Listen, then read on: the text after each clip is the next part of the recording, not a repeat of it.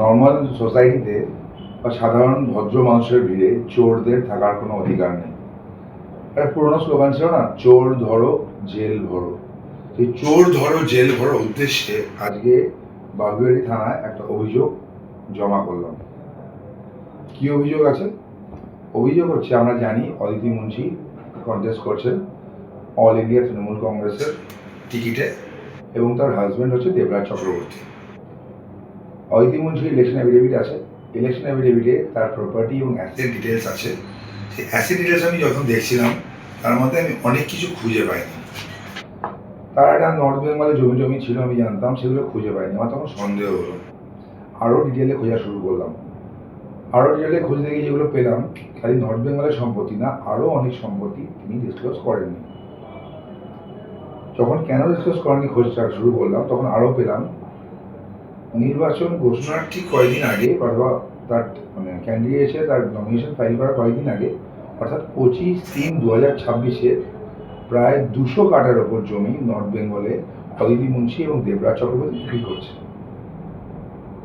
কলকাতার বুকে দেবরাজের একটা প্রপার্টি সে তার মায়ের কাছে ট্রান্সফার করেছে। বিভিন্ন সময় তারা প্রপার্টি কেনাবেচা করছে, কিনেছে। What is the source of that money? DC global, দেবরাজের কোম্পানি। এই ডিসি গ্লোবালের কিছু ট্রানজাকশন আমি পেয়েছি। ট্রানজাকশনের কোথাও রিফ্লেকশন নেই।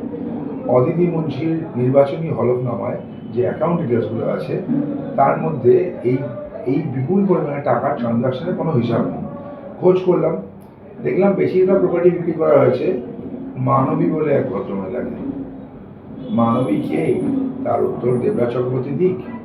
কিছু নাম আসছে, মানসের নাম আসছে, কৌশিক গুপ্তার নাম আসছে, কিছু লিঙ্ক হচ্ছে উত্তর কলকাতার একজন ক্যান্ডিডেটের সাথে, এবং আরও কিছু লিঙ্ক হচ্ছে অভিষেক বন্দ্যোপাধ্যায়ের সাথে, কিছু লিঙ্ক হচ্ছে একটা পাবলিশার্সের সাথে।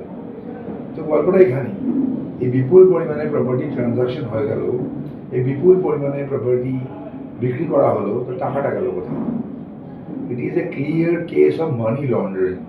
PMLA অ্যাক্টে ইডি তদন্ত হওয়া উচিত। এখানে অভিযোগ করেছি, এবং অভিযোগ খালি থানায় করিনি, অভিযোগ অলরেডি আমার চলে গেছে বিভিন্ন অথরিটির কাছে, কমিশনার পুলিশের কাছে গেছে, প্রিন্সিপাল ডিরেক্টর অফ ইনকাম ট্যাক্সের কাছে গেছে। কারণ ইনকাম ট্যাক্স অনুযায়ী ওর যে এত টাকা ট্রানজাকশন করলো, what is the source of এর ইনকাম?